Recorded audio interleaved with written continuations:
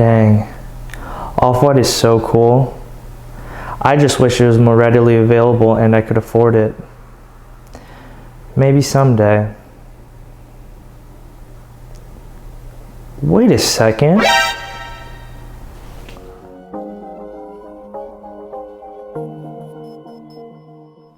What's up, fam, and thank you so much for stopping by the channel once again from us over here at Locust&WildHoney. So I was scrolling through my Instagram feed the other day. I had a little bit of dead time that I had to waste, so what I tend to do is I like to put my brain in like passive mode and like zombie mode. So a lot of the time I'll just kind of like look down at my phone, just kind of scroll through my feed and just kind of look through at the nonsense that is on my Instagram, and I saw something that really caught my eye, and it was this post from HYPEBEAST that essentially said that Virgil is going to be coming out with a diffusion line, that of which was going to be entitled Off-White for All. And truth be told, I saw this title and I was like, oh my goodness, this sounds like the Off-White for me. Because fact of the matter is, I truly would love to own more Off-White, but it's a little bit more on the pricey side of things. And with what Fog did for Fear of God and Jerry Lorenzo in terms of marketing and getting out to the masses and having the brand be really, really known amongst pretty much everybody that's into streetwear, I could definitely see this happening. Needless to say, I went on to go on the website, did some research, and I learned a little bit more about the brand. And unfortunately enough, I'm not convinced that this is gonna be the brand for me, and here's why. So just before I get into the details of why I don't know if this brand is for me, let's talk about the brand in a little bit more detail. So Off-White is gonna be dropping a diffusion line, as I already mentioned, called Off-White for All. Now, this kind of separates itself from the Off-White we've come to know and love, because we see t-shirts priced at like $300, $350 plus, as well as hoodies being priced at around $500, $550, $600 plus, and it is insane. For me personally, I just can't seem to justify calling Off-White a brand that I can regularly go to due to those insane price points. Now, before any of you guys get too triggered, Off-White is sick. I definitely love what they've done in terms of marketing and branding and putting the stuff on the right people and things of that nature. And of course, you get to flex those stripes on the back of your shirt, and that doesn't hurt at all. So don't grill me too hard. This is just my personal opinion. Now, with all that being said, I did want to talk about the price points of these new pieces. So there's going to be a grand total of 4 pieces to come out, 2 shirts and 2 hoodies. First, the 2 shirts are going to be priced at $95, which is a significant price drop relative to the t-shirts that we've seen in the past. I mean, even right now on isnt, they have a sale going on, and you can see these t-shirts going for about $150, and that's considered a sale. Both t-shirts are going to come in one specific design, just in different colorways, one in black as well as one in white. The same things are going to go for the hoodies. They're essentially the same design, just on 2 different color canvases. One again is going to be black and the other is going to be white. And the hoodies are going to be priced at $170, which is a huge bargain to say the least, because that's like 30% of what normal Off-White costs, or Off-White mainline costs. So I actually found a quote here from Virgil himself, and this is him talking to the Business of Fashion. If you guys want to read more of this article, I'll have a link in the description below. But he says in this quote, the price tier allows for a new customer to see themselves within the overall concept of the fashion label. Off-White can be a luxury at a traditional luxury price point, or equally, it can be relevant at an affordable price point. Which makes sense. I get what he's trying to say.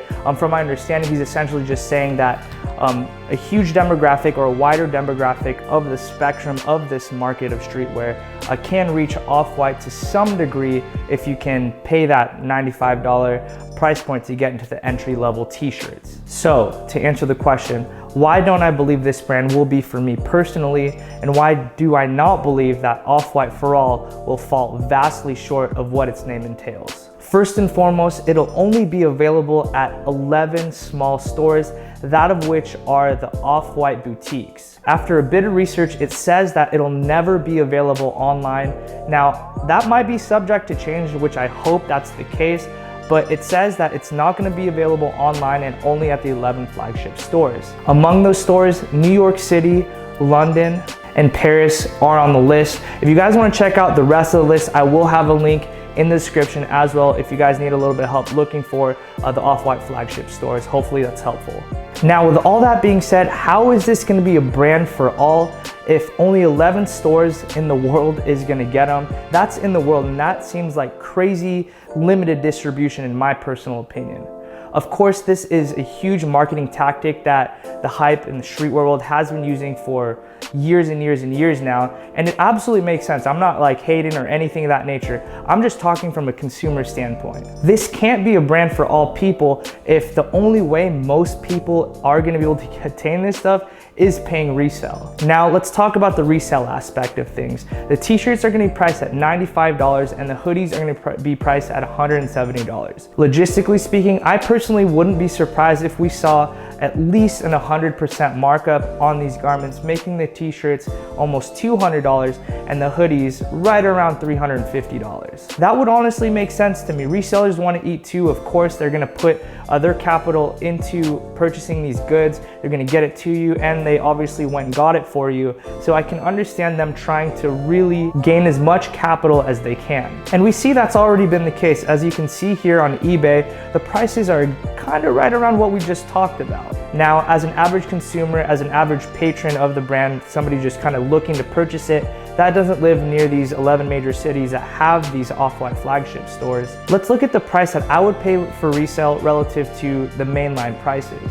Now keep in mind, the mainline stuff is probably gonna be higher quality and a bit more special due to the fact that it's priced at a higher price point with regard to MSRP. As I stated earlier, the mainline stuff is gonna be right around $500 if you want like a standard hoodie.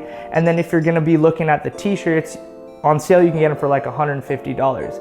Now this makes Off-White really, really competitive amongst itself, like Off-White main label relative to Off-White for all. So in my opinion, it essentially looks like not much of anything, unless however you live next to these 11 flagship stores. So that kind of wraps it up for me personally, why I don't think Off-White for all is gonna be exactly what its name entails. The availability just won't be there, as well as the pricing due to the fact that its availability is so sparse. Now, some of you might be asking, Paul, if that's real, if you're actually speaking facts, then why would you come out with a line to begin with?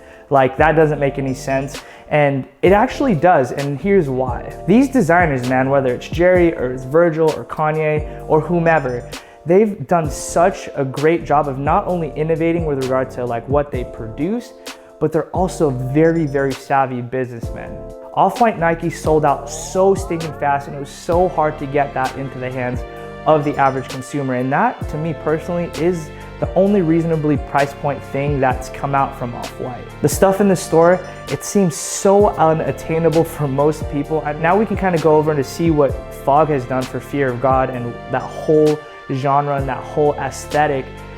Fog, the diffusion line that came out of Fear of God in the Paxson stores, did so well, not just in terms of numbers, like raw numbers, but if we just look at the brand identity, like if we look at the people, the consumers knowing of the brand, it really grew exponentially. And I think that's what Virgil's doing here. He's a very savvy businessman. And in my opinion, I think this Off-White for all kind of name, as well as these price points, really aren't as much indicative of this stuff going out into the mainstream public, but more so growing the brand's identity and helping people know the brand more. Now, I could be wrong, and I could be like, blowing smoke or whatever. Just let me know in the comment section down below. I'm more than happy to have this conversation with you guys. So comment down below what you guys think. I know I've been called a bit of a conspiracy theorist as well in my lifetime, so I have no problem with you guys saying I'm wrong. So that's gonna do it for today's video, guys. I hope that you did enjoy it. If you did, please hit that thumbs up button, as it does go such a long way for us YouTubers. Comment down below, man. Let's have a conversation. Are you excited for the Off-White for all line? Are you not?